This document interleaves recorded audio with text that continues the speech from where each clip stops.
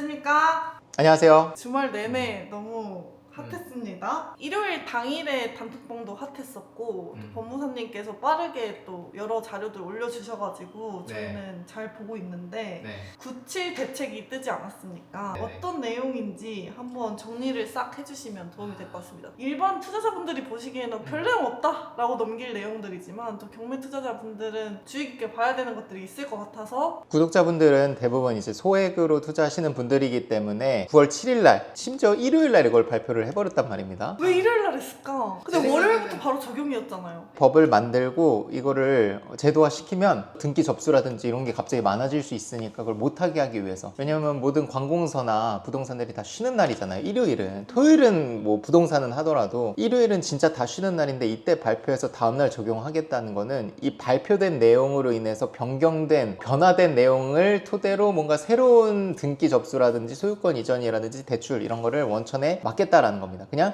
발표하고 바로 너네는 적용을 받아 라는 메시지인 겁니다. 왜? 발표를 하는 날 할 수 있는 액션이 없잖아요. 다 쉬니까. 제 생각엔 진짜 대단하다. 여러 의미로 대단하다라는 생각이 들었습니다. 이분들도 사실 쉬는 날인데 가서 회의를 하고 그 결정을 하고 발표를 했다는 거 아닙니까? 일요일 날. 그런 거 보면 와, 이렇게까지 하는 거는 처음 보기는 하네요. 저도 투자를 하면서. 여러 정권들을 거쳤지만 기습적으로 일요일 날 발표해서 월요일 당일부터 바로 효력을 유효화시키는 거는 처음 들어보긴 했습니다. 어쨌든 어떤 내용이 있는지 보면 가계부채 관리 방안이 있고요. 두 번째는 이제 공급 대책이 있는데 저희는 사실 뭐 공급 대책까지는 볼 필요는 없을 것 같아요. 어쨌든 우리는 단타 투자자고 장기적으로 뭐 5년 뒤, 6년 뒤에 몇만 호가 공급이 될지는 사실 관심이 없는 분들이 많으실 거기 때문에 오늘 영상에서는 이 가계부채 관리 방안에 초점을 맞춰서 좀 말씀을 드려보려고 합니다. 크게 세 가지 가계부채 추가 관리 방안, 여기 금융위 사이트입니다. 가계부채 추가 관리 방안의 첫 번째는 규제지역 LTV 강화가 있습니다. 50%에서 40%로 낮췄어요. 10포인트 낮췄습니다. 지금 규제지역이라고 하면 서울 내에서도 강남 3구라고 하는 서초, 강남, 송파, 그리고 용산 이렇게 4개 구가 포함이 되어 있습니다. 그래서 이 4개 구에 해당되는 부동산에 한해서만 기존에 50%였던 거를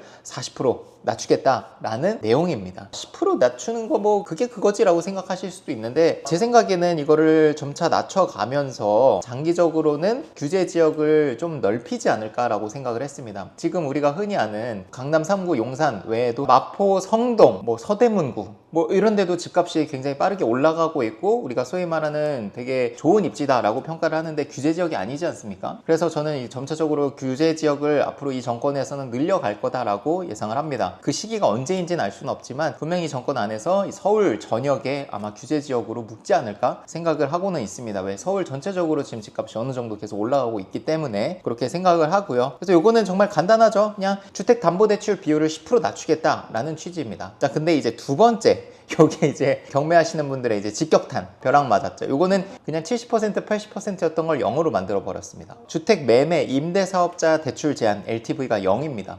60%였던 거를 0으로 만들었거든요. 그래서 규제 지역에서는 30%, 소액 투자자분들은 규제 지역을 대출받아서 하지는 않았고요. 왜냐면 애초에 LTV 비율 자체가 30%, 집값 자체도 높기 때문에 내 투자금이 너무 많이 들어가는 그런 부동산들이거든요. 그래서 우리가 이제 목표로 했던 거는 비규제 지역 60%이지만 우리는 경매로 싸게 받기 때문에 80%, 90% 받을 수 있었던 거거든요. 근데 그거를 그냥 수도권은 0으로 만들어 버렸습니다. 그래서 수도권에서는 더 이상 주택 매매 임대사업자를 통한 대출을 받을 수가 없게 됐습니다. 시행 시기도 바로 어제부터 적용이 됐죠. 오늘 9월 9일이니까 요것 때문에 이제 난리가 났었죠. 그래서 지금은 매매 임대사업자 대출은 받을 수가 없다. 하지만 기존대로 지방은 수도권 외의 지역은 60% 받을 수 있으니까 경매로 싸게 낙찰을 받으면 80%, 90%까지 대출을 받을 수가 있습니다. 그 내용입니다. 그 60%라는 게 저는 그럼 낙찰가의 60%라는 건가 싶기는 했었어요. 그러니까 경매인으로 치면은 감정가 60%라고 보시면 될 것 같아요. 감정가 60%이기 때문에 우린 감정가에 뭐 70% 막 80%의 낙찰을 받잖아요. 우리는 보통 빌라를 2억짜리를 뭐 1억 5천, 1억 4천 이렇게 받거든요. 근데 그 감정가 60% 하면은 1억 2천이기 때문에 우리가 받은 비율로 따지면은 80%, 90%까지 가능한 거죠. 그래서 제가 많이 얘기를 하죠. 감정가가 높으면 우리가 대출 받을 땐 좋다. 물론 시세 대비 높기 때문에 유찰이 여러 번 돼야 되는 건 있지만 대출 받을 때는 감정가를 1차적으로 보기 때문에 대출 받을 때는 훨씬 유리할 수 있다. 어쨌든 그거는 이제 지방에서만 가능한 얘기가 돼버렸습니다. 앞으로는 이 내용이 있고요. 1주택자의 수도권 규제 지역 내 전세 대출 한도 1원화 내용이 있습니다. 전세 보증기관이 3가지 기관이 있는데 SGI, HF, HUG라고 하는 3개의 기관이 있는데 이 기관에서 이미 주택이 있는 1주택자는 전세 대출을 받을 때 2억으로 한도를 정한다라는 겁니다. 즉 주택이 있는 상태에서 이 집을 세 주고 내가 전세로 들어갈 때는 그 전세 대출 한도를 2억으로 규제한다는 겁니다. 자, 이거는 2가지 메시지가 있을 것 같아요. 주택이 있으면 너는 더 이상 전세 들어가지 말고 니네 집으로 전세를 들어가 해서 전세 매물이 정말 귀해질 것 같습니다. 또는 이 전세 대출 한도가 2억으로 묶였기 때문에 나머지 비율, 즉 원래 내가 받을 전세 대출이 4억이었는데 2억으로 제한이 되면 그 2억치만큼은 월세로 환산해서 월세가 또 올라가는 효과가 있을 것 같습니다. 그래서 이건 어쨌든 가계대출을 관리하는 차원에서 이런 정책을 냈지만 결국은 너 주택 사지 말고 다주택 하지 말고 1주택으로 실거주만 해 라는 메시지 플러스 이제 전세를 점차적으로 좀 줄여나가겠다. 우리도 보증범 한도를 계속 낮추고 있잖아요. 그런 걸 봤을 때 장기적으로 전세라는 제도를 조금씩 없애려는 의도가 아닌가. 그러면 자연스럽게 그 전세로 살았던 분들은 그 값을 월세로 환산해서 더 비싼 월세를 주고 집을 살아야 될 겁니다. 우리나라가 다른 나라에 비해서 월세가 월등히 저렴했던 이유는 전세랑 월세가 같이 공존하기 때문이었다고 생각을 해요. 반면에 다른 나라는 전세라는 게 없기 때문에 월세만 있기 때문에 집주인이 아니면 월세로 무조건 살아야 되기 때문에 월세가 굉장히 높거든요. 그런 거를 우리도 어느 정도 이제 앞으로 따라가게 되지 않을까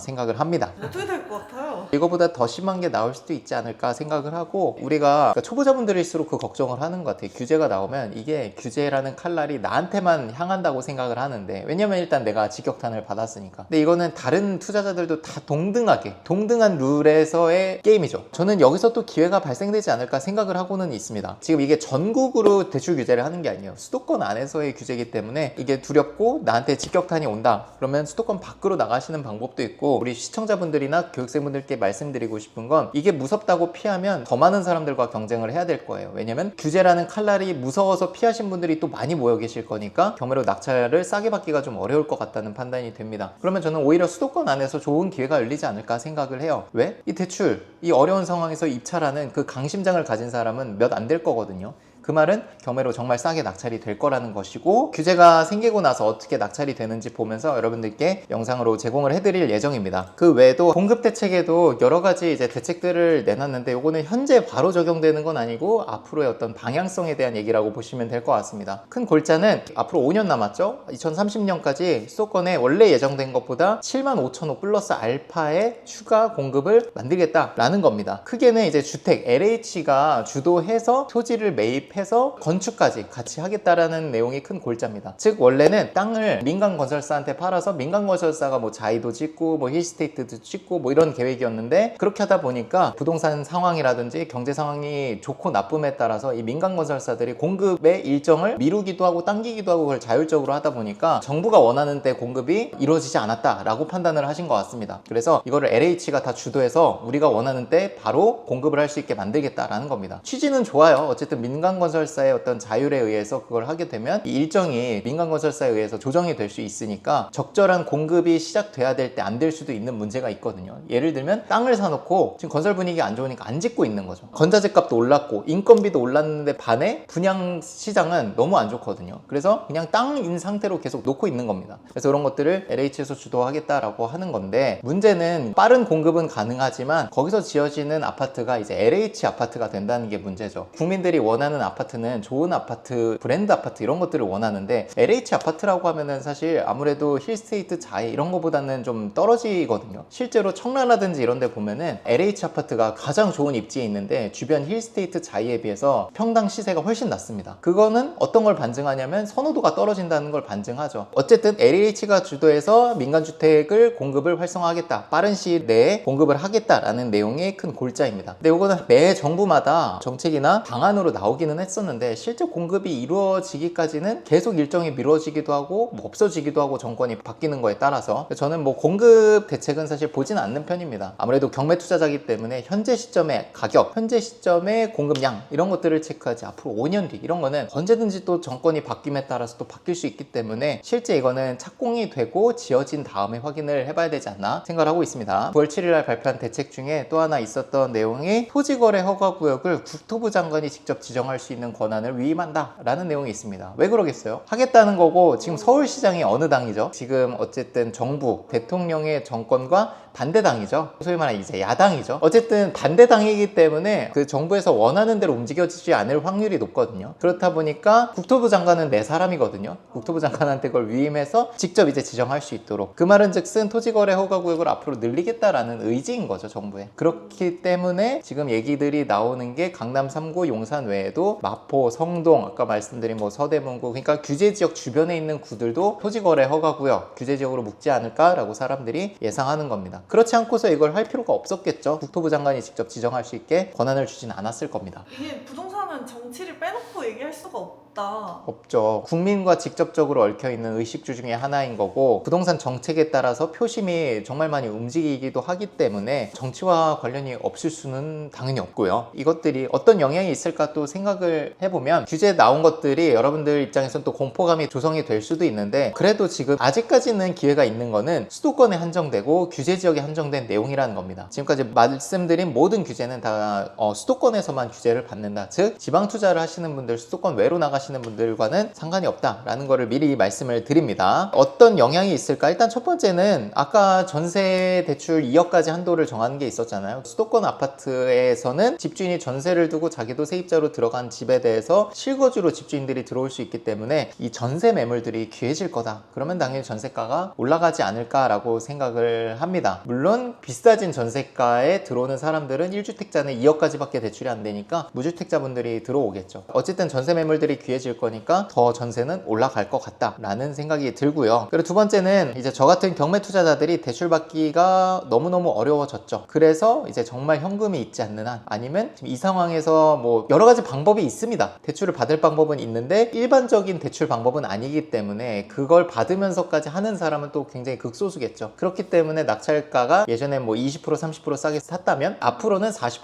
50% 이상 더 싸게 받을 수 있지 않을까 생각을 합니다. 비싼 대출 이자를 내더라도 낙찰가가 엄청나게 떨어질 게 예상이 되기 때문에 오히려 기회일 수 있다. 아예 그냥 다 못하게 되니까 사실 낙찰가가 많이 떨어지겠네요. 그만큼. 당연하죠. 왜냐면 비싼 대출이에요. P2P 대출을 의미를 합니다. 근데 그 대출들은 보통 10에서 15% 사이의 금리예요. 그러면 보통 사람들 와, 그 대출 어떻게 받아? 라고 하지만 우리는 단타 투자자이기 때문에 그 대출을 한 3개월 4개월만 지고 있으면 돼요. 그리고 그거를 계산해서 입찰가에 녹이면 돼요. 근데 심지어 저는 그거를 그대로 녹이는 게 아니라 더 많이 녹여도 된다고 생각합니다.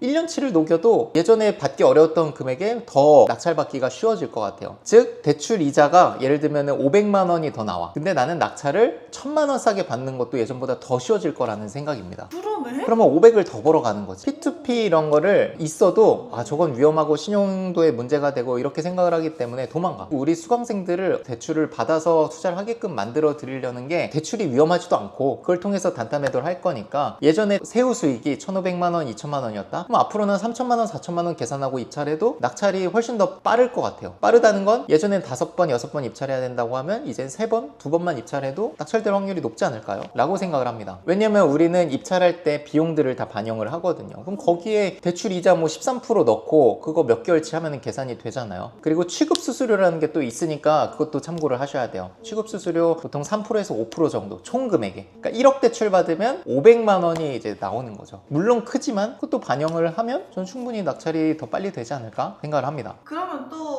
그 단타 말고 보유하는 전략도 좀 있을까요? 무주택자이면서 진짜 내가 실거주할 집을 경매로 찾고 있다. 이분들 너무 축하드립니다. 아 진짜 너무 축하드립니다. 이제는 범접할 수 없는 사람들이 돼버렸어. 빚내서 집사라 2 아니야? 무주택자분들 축하드립니다. 진짜 축하드리고요. 우리는 이제 대출 15%에 취득세까지 고민을 해야 되지만 여러분들은 대출도 그냥 나오고 근데 서울 아파트는 그냥 열댓 명씩 아파트에 들어오긴 합니다. 근데 경기 인천은 여전히 기회가 있을 것 같아요. 금액대가 높은 아파트들은 이미 대출이 안 나오는 걸 알고 하셨기 때문에 어제 나온 대출 규제랑은 크게 상관이 없는 것 같아요. 근데 이제 그런 실거주자분들이 예전에는 다주택자 취득세 중과에서 보호를 받았다면 이제는 대출 부분에서도 특혜를 받는 거죠. 상대적으로 국가에서 이거는 인정을 한 겁니다. 규제적으로 묶을 여는 움직임이 보이고 대출 규제를 한다는 것 자체가 여기는 앞으로 집값이 올라갈 게 확정적이다라고 나라에서 인증을 해준 블루리본을 드린 거지. 앞으로 오를 거라고. 이제 세입자분들 입장에서 봐요. 아까 말씀드린 월세도 올라가, 전세도 올라갈 건데 앞으로 올라갈 전세나 월세 이거는 맡기는 돈이고 비용이잖아요. 이거를 내가 올라가는 거를 내가 벌어야죠. 벌려면 집을 사는 거밖에 없습니다. 월세 전세는 그냥 다 나가는 돈이고 빌려주는 돈이에요. 나중에 돌려받긴 하지만 어쨌든 계속 또 올려줘야 되고, 그리고 지금 전세로 좋은 아파트에 10억에 살고 있어. 2년 만기 때 또는 계약갱신 써서 뭐 4년 산다고 쳐. 그럼 그 4년 뒤에는 이거 15억 16억 돼 있을 것 같아요. 지금 뭐 공급 물량이라든지 지금 정책들을 보면은 다 뭔가 전세 물량을 줄이려고 하고 그거를 이제 상쇄시키려면 공급이 이제 수도권 안에서 돼야 되는데 그런 예정도 잘 없고. 저라면 그렇게 했을 것 같아. 내가 살고 있는 전세 내놓고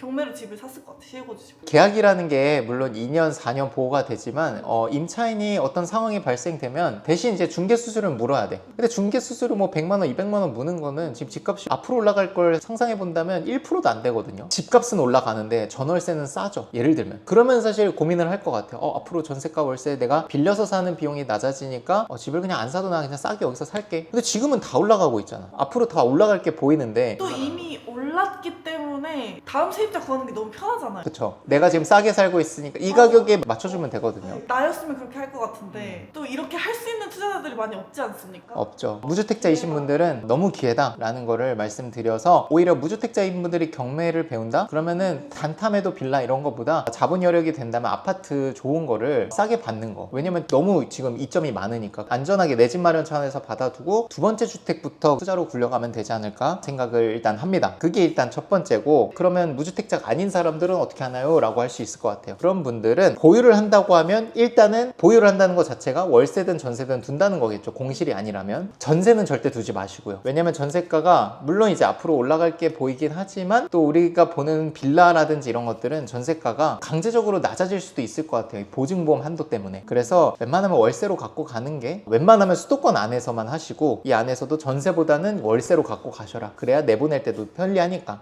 그렇게 말씀을 드리고 싶습니다. 그래서 이 혼탁한 네. 와중에 저희 정규 강의 문의가 또 네. 실거주를 생각하시고들 아파트도 문의가 많으신 것 같더라고요. 정규 강의 안에 아파트도 포함이 되어 있냐, 빌라 투자로 돈 벌 수 있는 거 맞냐, 이런 문의가 많은데 또 한번 설명을 해주시면 좋을 것 같습니다. 자, 그래서 우리 정규 수강생분들께 총 14가지, 여기에 플러스 하나가 더 있습니다. 혜택들을 제공하고 있고요. 저랑 이제 이메일 상담할 수 있는 상담권, 그리고 명도 세무 입찰 대행, 상담사님 연결, 인테리어 업체, 그리고 우리 졸업방에 입장할 수 있는 권한, 그리고 강사로 데뷔할 수 있는 기회까지 제공을 하고 있습니다. 여기에 플러스 알파로 단기 매매, 빌라 단기 매매를 전문으로 중개하시는 중개사님들의 연락망들이 확보가 돼 있습니다. 그 연락망들은 계속적으로 기수가 진행되면서 업데이트가 되고 있으니까 점점점 강력해질 거예요. 어쨌든 내가 빌라를 제대로 팔아주는 사람들한테 제대로 연락하는 것도 초보자분들은 되게 어렵거든요. 그 인프라는 우리 정규 수강생분들께만 드리고 있으니까 리치스쿨의 혜택이, 사실 제가 이제 경쟁사 분석 차원에서 다른 학원이나 경매 강의들도 보지만 우리만한 혜택들은 절대 없어요. 부동산 경매를 한 번 듣고 그냥 끝내겠다라고 하면은 저희 걸 그냥 들으시면 될 것 같아요. 투자를 많이 해보신 분들이 인프라를 누리려고 오시는 분들이 참 많아요. 맞아요. 그래서 막 대화를 해보면 이미 막 지식이 제 수준으로 막 높은데 대화를 하다 보니 느껴지잖아요. 어떻게 우리 강의를 듣게 되셨어요? 여기 인프라가 너무 좋아가지고 그거 누리러 왔습니다. 그 인프라 값만 해도 충분히 우리 강의료를 낼 수 있다는 거죠. 그거는 이제 알아보시는 분들, 투자를 해보신 분들은 이 인프라가 얼마나 훌륭한지 아는데, 투자라는 걸 안 해보신 분들은 연결해주면 되는 거 아니냐고 하는데 관리를 해야 되고 하거든요. 그리고 저희는 강의라는 걸 6년 7년 했기 때문에 이 탄탄한 인프라가 잘 구성이 돼 있는데, 아마 최근에 열린 경매 강의들이 정말 많이 생겼는데 그런 분들은 이 인프라를 만들기가 어렵죠. 왜냐면 경력 자체가 짧고 내가 투자한 기간이 짧기 때문에 이런 거를 만들 수는 없습니다. 왜? 이거는 정말 1년 1년 한 땀 한 땀 해가지고 연결하고 섭외하고 이분이 진짜 진솔한 분인지 확인도 해야 되고 이런 시간들이 들어가는 노력들이다 라고 봐주시면 될 것 같습니다. 커리큘럼은 링크 아래 고정 댓글을 보시면 되는데, 저희가 원래는 빌라 위주의 빌라 단타 경매 매매 강의만 했지만 지난 기수부터 해서 마지막 주차 7주차에 또 아파트 특강을 따로 넣어서 아파트를 실거주 입장에서 들어가시는 분들한테도 좋은 강의가 될 수 있도록 저희가 아파트 특강 파트를 따로 만들었습니다. 그래서 아파트 경매에 관심 있으신 분도 들으시면은 아파트도 같이 할 수 있는 투자자가 될 수 있다라고 말씀을 드리겠습니다. 고생 많으셨습니다. 고생했습니다.